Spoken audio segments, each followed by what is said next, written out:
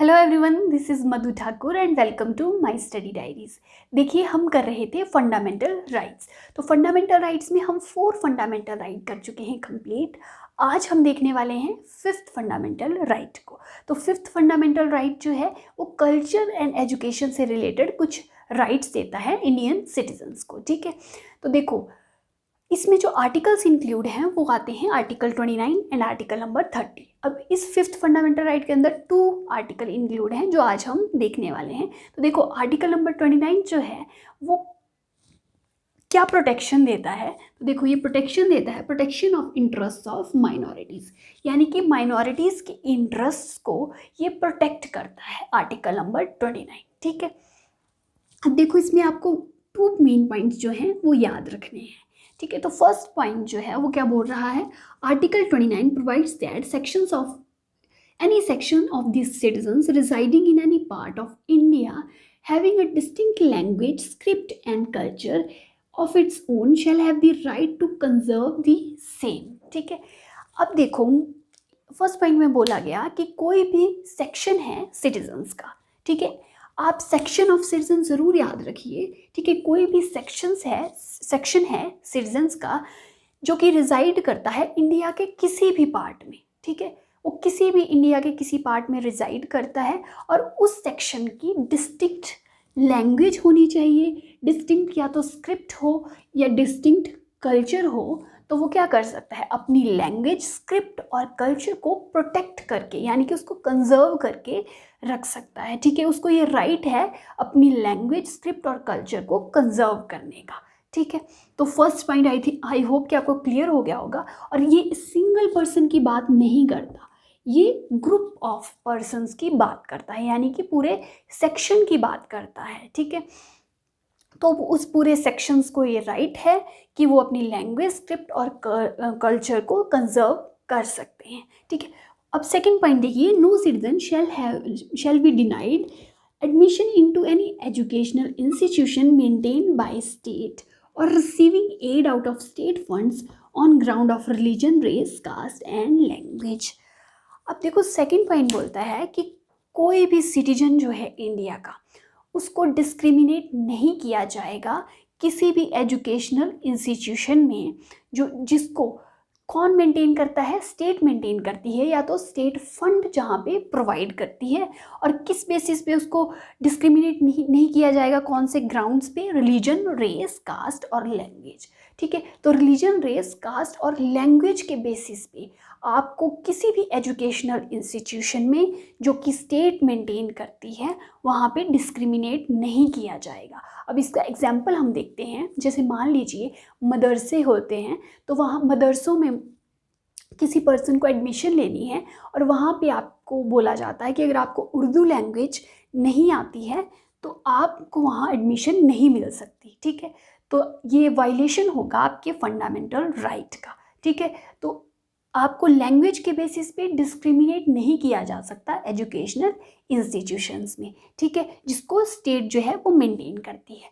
तो first point भी मैंने आपको बता दिया कि फर्स्ट पॉइंट में कोई भी ग्रुप ऑफ सेक्शन है जो इंडिया में रिजाइड कर रहा है और उसकी जो लैंग्वेज, स्क्रिप्ट या कल्चर जो है वो डिस्टिंक्ट है, तो फिर उसको वो राइट है कि वो उसको कंजर्व कर सकता है। ठीक है, और सेकंड में बोला गया कि किसी भी स्टेट एजुकेशनल इंस्टीट्यूशन में जिसको स्टेट जो है वो मेंटेन करती है, स्टेट जहाँ पे फंड प्रोवाइड करती है, वहाँ पे रिलीजन, रेस, कास्ट और लैंग्वेज के बेसिस पे डिस्क्रिमिनेशन नहीं की जा सकती। ठीक है, अब लास्ट एक पॉइंट देखिए कि अपनी लैंग्वेज को प्रोटेक्ट करने के लिए वो उसको कंजर्व तो कर सकते हैं, लेकिन वो उसको कंजर्व करने के लिए उनको राइट टू एजिटेट भी दिया गया है। ठीक है, वो एजिटेशन भी कर सकते हैं, यानी कि उनको आंदोलन करने का भी पूरा राइट है अपनी लैंग्वेज को प्रोटेक्ट करने के लिए। ठीक है, अब देखो जो माइनॉरिटी टर्म यहाँ पे यूज़ की गई है, तो माइनॉरिटी टर्म हमारे इंडियन कॉन्स्टिट्यूशन में डिस्क्राइब नहीं की गई। ठीक है, तो सुप्रीम कोर्ट ने एक इंटरप्रिटेशन दी थी कि सेक्शन ऑफ सिटीजन्स में हर वो ग्रुप आएगा चाहे वो माइनॉरिटी हो या मेजॉरिटी हो।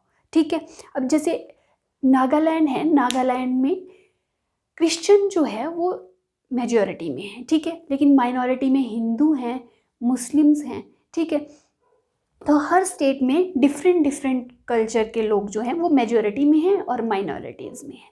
तो ये जो सेक्शन ऑफ सिटीजन्स की बात की गई है, इसमें आते हैं जो मेजॉरिटी सेक्शंस हैं वो भी और जो माइनॉरिटी सेक्शंस हैं वो भी। देखिए आर्टिकल नंबर 29 में बोला गया था कि हर एक सेक्शन जो है सिटीज़न का, उसमें हर एक सेक्शन की बात की गई थी सिटीजन्स की, ठीक है। और वो सेक्शन जो है वो इंडिया के सिटीजन्स होने चाहिए उसमें, और उनकी डिफरेंट क्या होनी चाहिए, लैंग्वेज होना चाहिए, स्क्रिप्ट होनी चाहिए, और उनका डिफरेंट कल्चर होना चाहिए, ठीक है। तो वो उसको क्या कर सकते हैं, उनको ये राइट है उसको कंजर्व करने का, ठीक है। तो ये बात की गई थी आर्टिकल 29 में। लेकिन जो आर्टिकल नंबर 30 है, इसमें एनी सेक्शन ऑफ सिटीजन्स की बात नहीं की गई, ठीक है।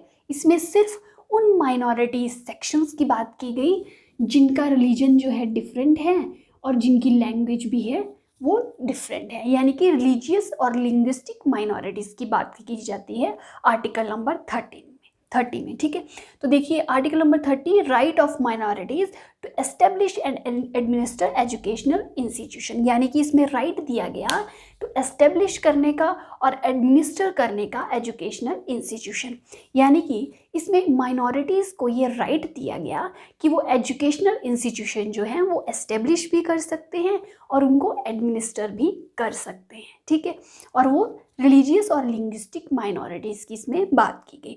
अब देखो सेकंड पॉइंट बोलता है, in granting aid the state shall not discriminate against any educational institution managed by minority. देखो इसमें माइनॉरिटीज़ को राइट दिया गया एजुकेशनल इंस्टीट्यूशन एस्टेब्लिश करने का, उनको एडमिनिस्टर करने का।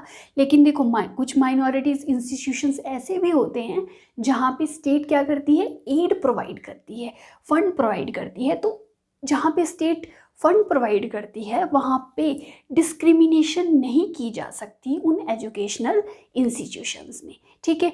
अब देखिए आर्टिकल नंबर 30 में आपको सिर्फ इतना याद रखना है कि इसमें ऑल सेक्शंस की बात नहीं की गई, इसमें सिर्फ माइनॉरिटी सेक्शंस की बात की गई, जैसे जो कि लिंग्विस्टिक और रिलीजियस माइनॉरिटीज़ होंगी उनकी बात। तो इसमें एजुकेशनल इंस्टीट्यूशन जो है ये एस्टेब्लिश कर सकते हैं और उनमें डिस्क्रिमिनेशन नहीं की जाएगी अगर स्टेट जो है वहाँ पे फंड प्रोवाइड करती है, ठीक है। तो आई होप कि आपको आर्टिकल नंबर 29 एंड 30 जो है वो क्लियर हो गए होंगे। तो देखो आर्टिकल 30 के बाद आता है आर्टिकल 31, ठीक है। तो आर्टिकल 31 जो था वो तो अब रिमूव कर दिया गया है हमारे इंडियन कॉन्स्टिट्यूशन से, क्योंकि उसमें बात की गई थी राइट टू प्रॉपर्टी की। तो राइट टू प्रॉपर्टी जो कि फंडामेंटल राइट था पहले हमारे कॉन्स्टिट्यूशन में, तो इसको 44th कॉन्स्टिट्यूशनल अमेंडमेंट जब आई थी 1978 में, उससे रिमूव कर दिया था। तो अब हम जो नेक्स्ट वीडियो में करेंगे वो करेंगे आर्टिकल नंबर 32, ठीक है, जिसमें बात की गई है जो कि हमारा लास्ट फंडामेंटल राइट है, 6th फंडामेंटल राइट, और उसमें बात की गई है राइट टू कॉन्स्टिट्यूशनल रेमेडीज़ की। सो आई होप कि आपको आज का मेरा वीडियो जो है वो अच्छा लगे। वीडियो अच्छा लगे तो वीडियो को लाइक शेयर ज़रूर करिए और मेरे चैनल को सब्सक्राइब करिए। मिलते हैं फिर न्यू वीडियो के साथ।